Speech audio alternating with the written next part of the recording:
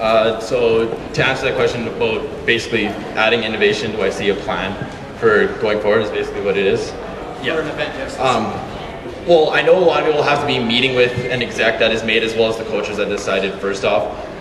But like I said, MIMC added something completely new with the conference this year. And it might even come down to something as simple as sponsorship. Like MIMC doubled their sponsorship this year and was able to add some new things and different aspects, whereas MBSC didn't fare so well. But there is little things that can be adjusted. For example, I've talked to people who have attended Roundtable, and they have a simple thing such as where they had like a half an hour coffee break that was sponsored by a company just like that. Instead of doing our typical hierarchy system, where we have a premier sponsor, then associate, and so on, just changing things up a little bit and being able to get maybe even some money in there that allows us to do different things to make that event different, make it more attractive. But for the most part, it's going to be meeting with people and coming up with a plan and seeing what really is realistic and what we can do.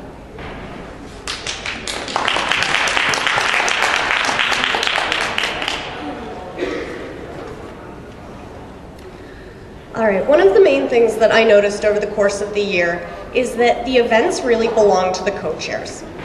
And with that being said, I think that it's important to respect the co-chair's vision. I know a lot of the co-chairs of the events this year had vision.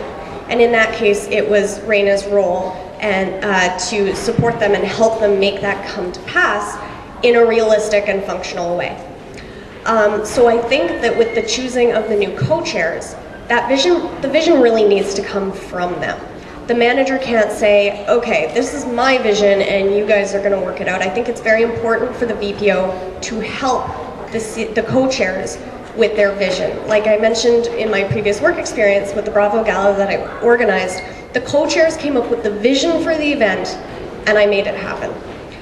So really working with the co-chairs to make sure timelines are met or are kept to and budgets are kept to is really important in helping them develop their vision.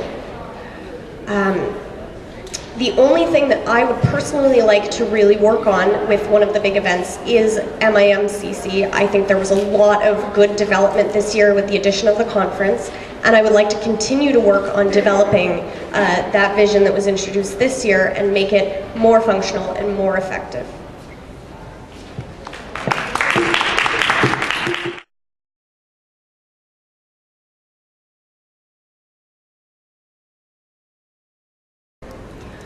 One of the challenges I see with getting graduates involved in events is the difference in what companies are expecting.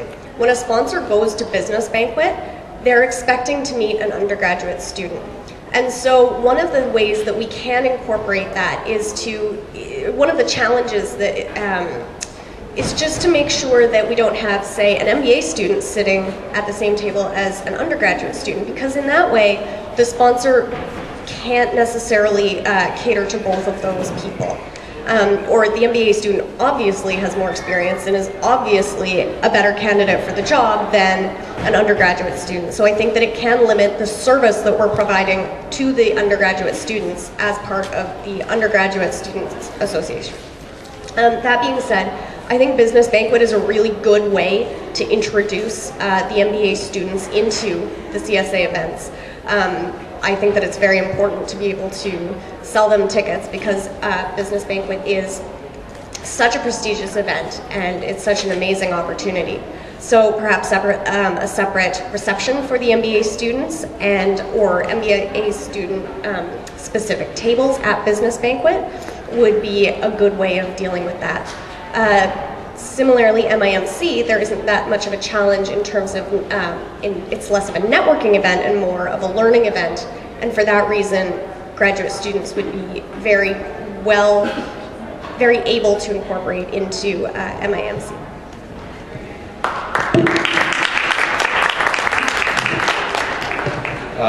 I'm going to take a completely opposite approach on that. I think having MBA students and undergraduate students might actually be a good idea to mingle. I just attended the Young Associates grad toolbox event, and we had probably about 10 speakers throughout the day, and every single speaker said having a mentor in your life is something that can be very beneficial, and they all took something away from that. Getting them involved, I think it's as simple as maybe having a rep from the MBA program and they can work with the CSA and get those people out to the events. But having them mingle as one another, they might be able to learn stuff from undergraduate students, we might be able to learn stuff from MBA students, and it might be like a connection that you can make for a lifetime. For example, the Young Associates program, they have a mentorship program right now, which is with older business people that are around Winnipeg right now, that you can meet with them, you can go for drinks, and it's something as simple as that. I also went to St. Paul's High School, and they do a lot of stuff of mingling the alumni students, and there's no reason that can't happen as well, where you have an all-class alumni meeting where everybody gets together, they go for drinks, and they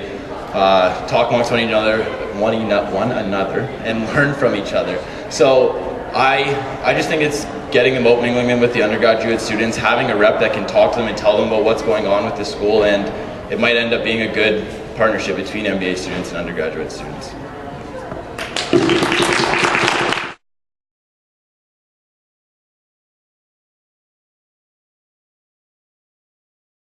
I attended all 3 events this year. I attended Business Banquet last year, and so I've done anything you can at these events. I've also been on committees, I've partied at these events, I've done everything you can at these events, so I've had every single aspect there is.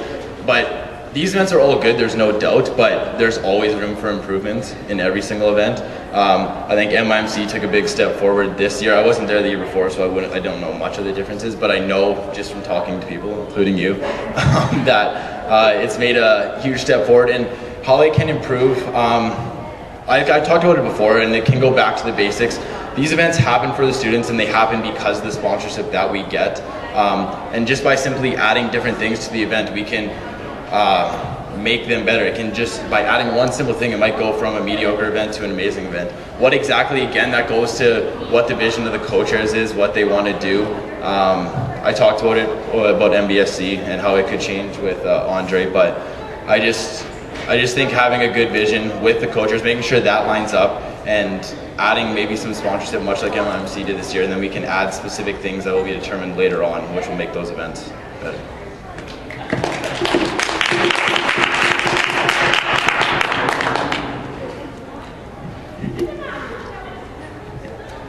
I think that's a really good point, Haley. These are all external events, and it's really important that that they are run well, so that it reflects well on the CSA and the Ask for School. I don't think I would never say that any of those events were not successful, because they're amazing events and they show off our school very, very well. But obviously there's a learning curve, and obviously things go wrong. And I think the most important thing is to learn from our mistakes. And because I was so intimately involved with the exec and learning how the events went this year, I think that I'm well prepared to go into the next year and make sure that these events run better, because I know a lot of the challenges that the co-chairs faced and the committees faced in these events. And so with that knowledge, I can know how that I can support the co-chairs and make sure that things go better this year. I know that last year this happened. Let's make sure that that doesn't happen again. And whether it's behavior or hospitality suites or detail-oriented things, we can make sure that they are better next year. And I think that's really important. Did I answer your question?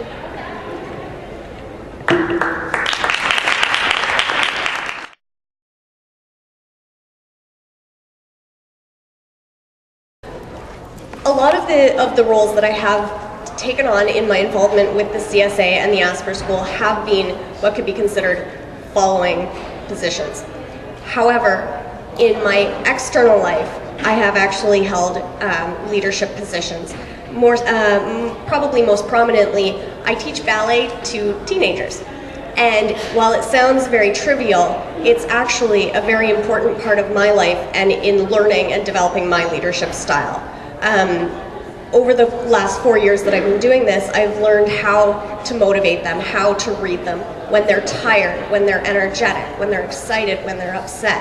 And in doing that, in working with these young people, I've learned how to help them along in what they're trying to do. They're all highly motivated people, just like everyone on the CSA is. And so I think that it's very analogous in that way.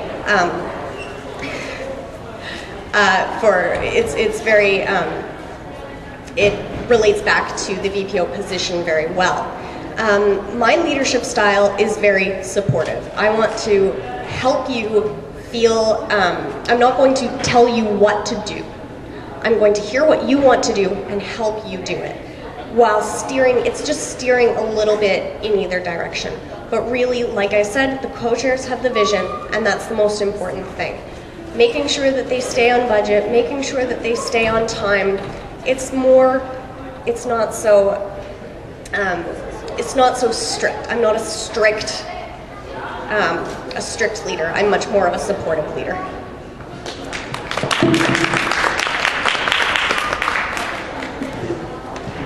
I've also had a lot of both following and leading positions. For leading, I've been captain on numerous sports teams for both hockey and baseball, and then last year, it was no Commerce Social, but it was the St. Paul's College Social that I was in charge of running. And what it comes down to is that we're all grown-ups, we are mature, and we are capable of doing things. And so I'm not a commanding person is what it is. You have to be there as a listener and you have to be able to hear what their problems are and understand what it is they're experiencing. And because you are experienced yourself, you have to be able to provide guidance to those people and not necessarily tell them you have to do this, this, this, and this, but be there as a supporter and make sure that they have an educated decision rather than just a last minute thing. I know sometimes you have to make decisions just right on the spot because something's going to happen, but basically I don't want to be a boss to people. I want to be more, I know you like to call yourself sauce boss, but I'd rather be a friend to those people and just kind of guide them in a proper way without controlling every single move that they make.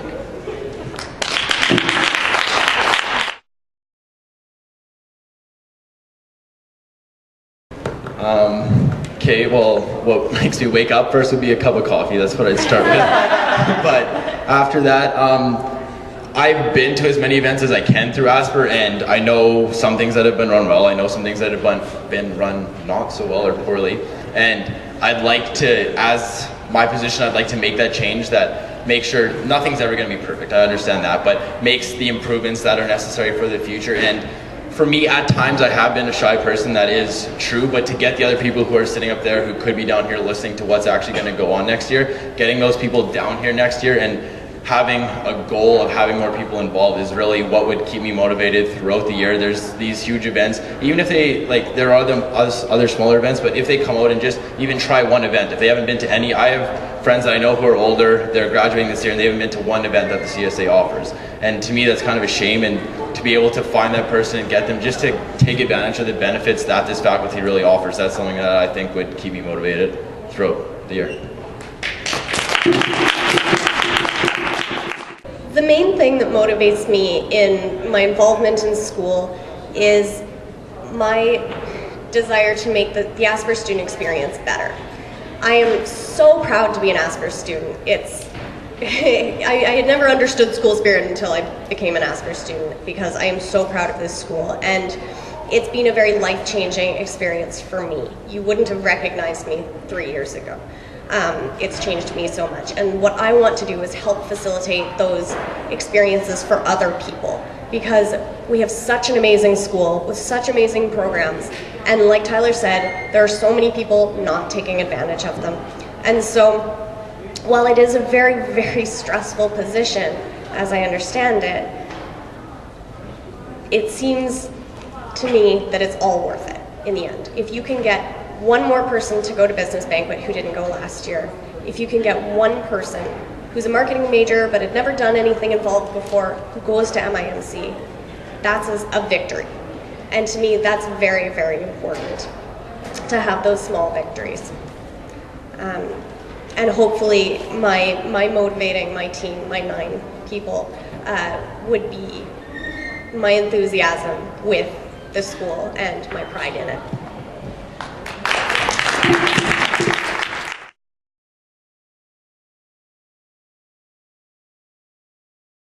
I think faculty support is really important, and it's something that is somewhat lacking in the school. A lot of the teachers don't necessarily, the professors aren't necessarily engaged with the student body.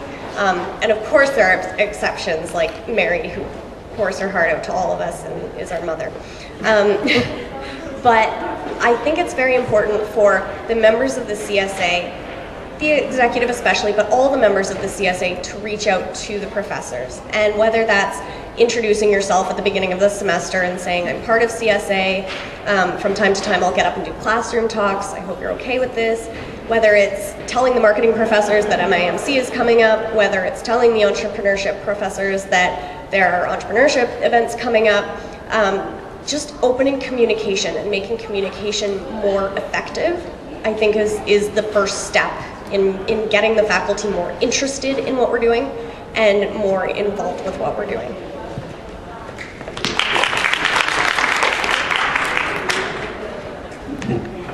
Yeah, just basically the same thing that she said, a lot of the communication.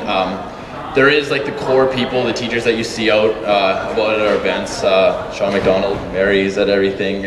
I could go on. There's a couple that are at everything that we do, but it might be something as simple as having a couple exec, or even I shouldn't say all CSA members, there'd be a lot of people to attend a staff meeting, but having a core group of people running an event coming on and just discussing the event with them, what they could even talk about to their students about it. So explain to the teacher who might be going to teach a marketing class in an hour what his students in his class could get out of MIMC, what he could get out of the UMA, wine and cheese, stuff like that, and have the prof say, this is something you should do, this is very important to you. I know, for example, Sean McDonald already does that. He preached about business banquet to us in our human resources class, and all it takes is a couple more teachers to keep on doing that and just make sure they're aware of the benefits that actually come from these events, because some of them might not even know just as much as the other students don't know. So reaching out to them and making sure that they understand what their students can get out of, and they're interested in our benefit as well too. So just making sure that it's a wide understanding of what can come out of these events.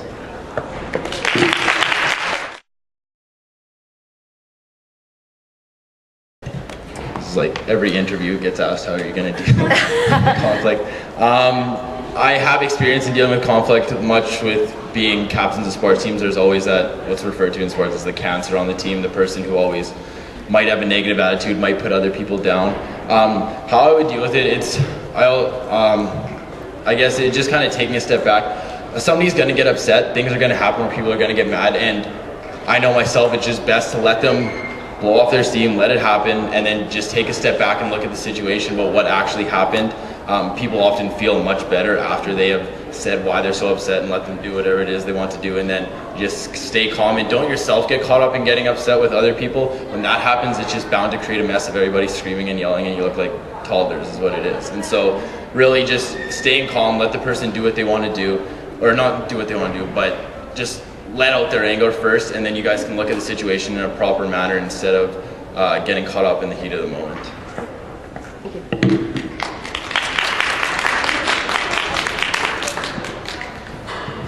My approach to conflict resolution is from a preventative standpoint.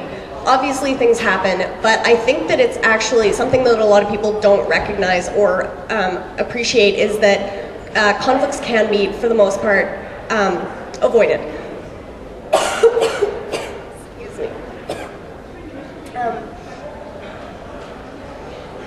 So I think that open communication and continual communication is absolutely critical in avoiding conflict. That being said, once conflict occurs, it's very, very important for communication to occur. I know for myself, when I have conflict with people, I try not to react immediately. I try to take a couple breaths, think everything through, feel how I'm feeling, and then understand why I'm reacting the way I am. I always try not to take anything personally in conflicts that happen in my daily life. And one thing that's very important to me is checking on everyone and making sure that everyone is on the same page continually, so that it's not suddenly, why is it like this, or someone is unhappy, or because even if it is triggered by one little thing, there's usually an overarching problem that is causing them to react in such a violent and sudden manner.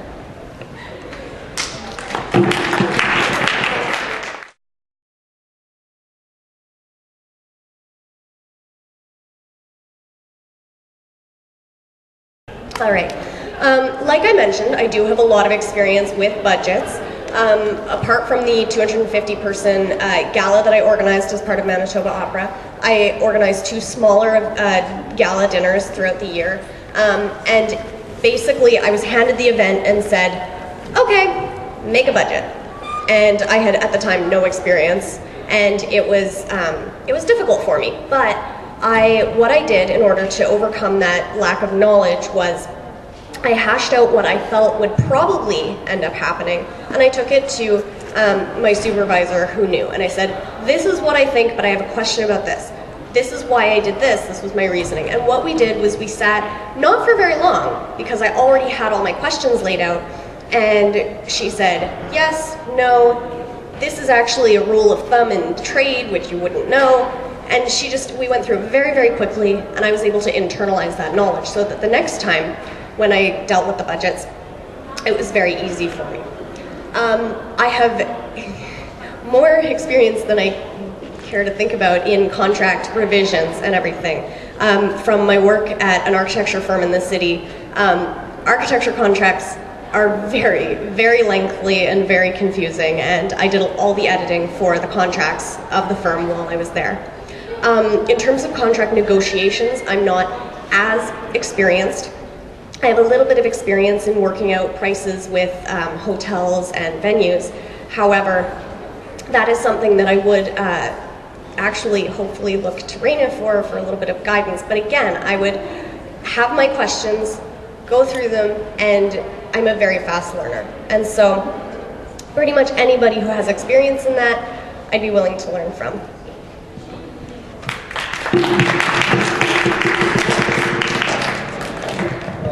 For myself, the budget experience that I do have, although slim, it is with that social that I had planned last year.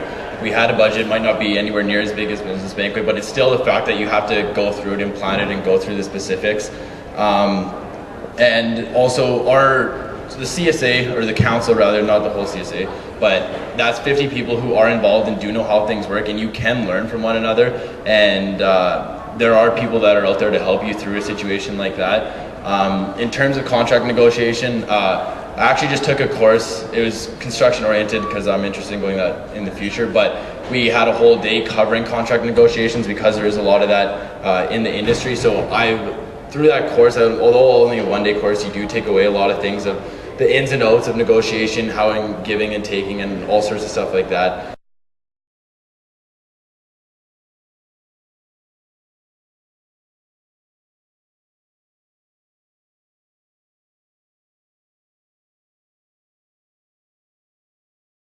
For me personally, it might not be the same opinion as you, but I think the way we have it is fine.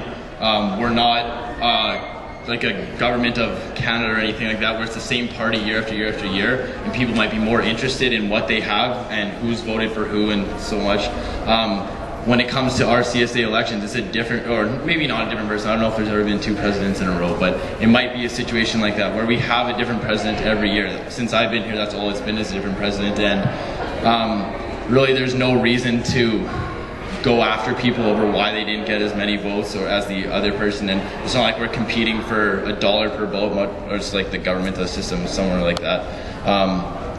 It's just that it's personal. We're in university.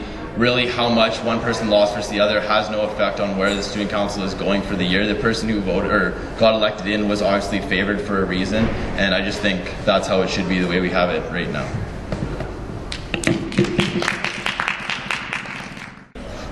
My opinion is very close to Tyler's. I don't really see why that information should be released. I just see no need for it.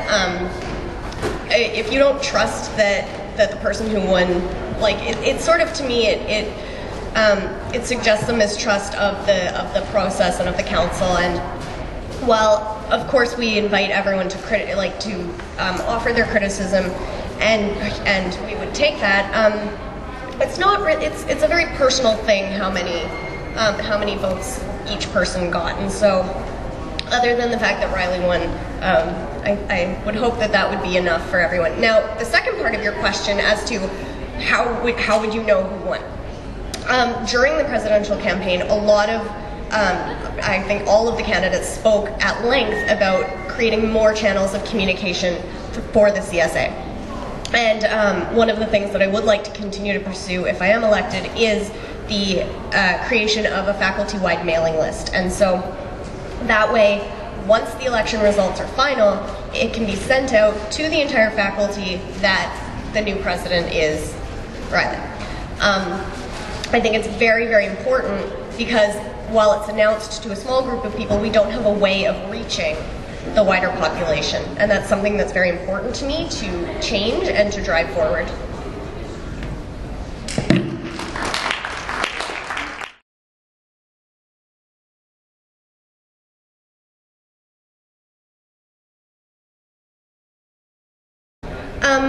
That's a really good question. I think one of the really, really important things in this is sponsorship. Obviously, the managers of corporate relations will know a little bit more about that than I will, but really driving sponsorship up and selling those events to sponsors as items of value. I think more work can be done to involve companies that are specifically well suited to the events. So for example, with NDSC, it would be helpful to engage more national level companies because all of the business students from across Canada are coming to that event.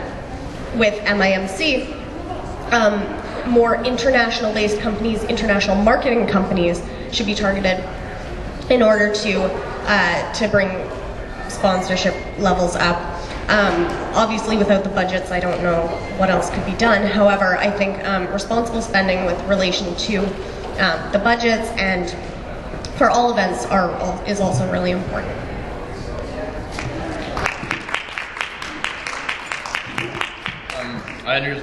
CSA is a not-for-profit organization, but at the same time, it could be a not-for-loss organization, and we can. Yeah, that is a good one, man. We can. Worked for this year, for example, just working with Haley, MIMC doubled their sponsorship this year, and that brought it into one of the closer to the line that you guys were hoping for. But it's a lot of working with the MCRs and making sure that they can convey the value that companies can actually get out of these events, because like I mentioned in my speech earlier, it's a two-way street of value between both the students and the companies. And I think even this year, myself being an MCR, I myself personally needed to work more on conveying the value that these events had for the companies and making sure that they understand it. Because I think if they can see that, then they might even be interested in getting more involved and maybe even paying more, which is what happened this year for MIMC. So by doing that, that could maybe change it a little bit, or even, like I said as well in my speech, is new sponsorship ideas instead of our typical hierarchy system of a premier sponsor, an associate partner, and a patron partner. Maybe changing it up and sponsoring different parts of the night. I know some of that comes in different of the levels that we use for those who understand it, but we can change it up a little bit, break it up, make different sponsors, different levels of money, and just change things up a little bit. How, we'd have to work that out, define details, but I think that's definitely a way we can work around it.